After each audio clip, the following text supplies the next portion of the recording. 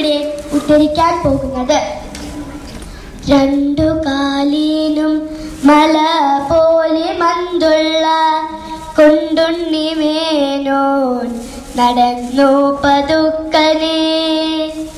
രണ്ടു കാലിനും മല പോലെ മന്തുള്ള കൊണ്ടുണ്ണി മേനോൻ നടന്നു പതുക്കനെ.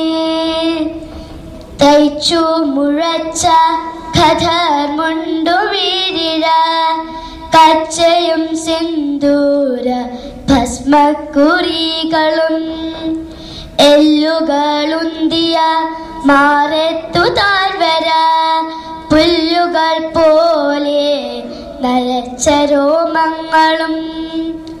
രണ്ടു കാലിനും മല പോലെ മന്തുള്ള കൊണ്ടുണ്ണി മേനോൻ നടന്നു പതുക്കനെ.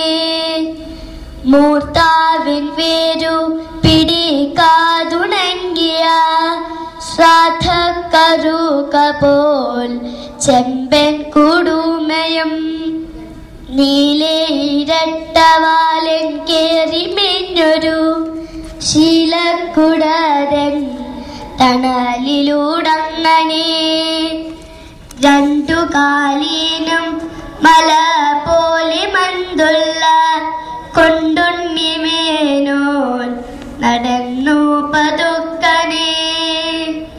പട്ടു ജാക്കറ്റുമിട്ടോമനത്തുമ്പികൾ വട്ടത്തിലെന്തിനു വേണ്ടി പറക്കവേ. കുണ്ടുണ്ണി മേനോൻ വിചാരിച്ചു ഞാനിനി തെണ്ടാതെ വല്ലതും ജോലിയെടുക്കണം.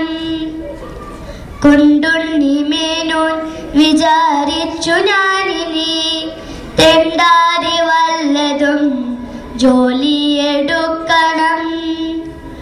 കാര്യം ശരിയാണ് കൊണ്ടുണ്ണി മേനോന്റെ ഭാര്യക്കുമുണ്ടി അഭിപ്രായമെങ്കിലും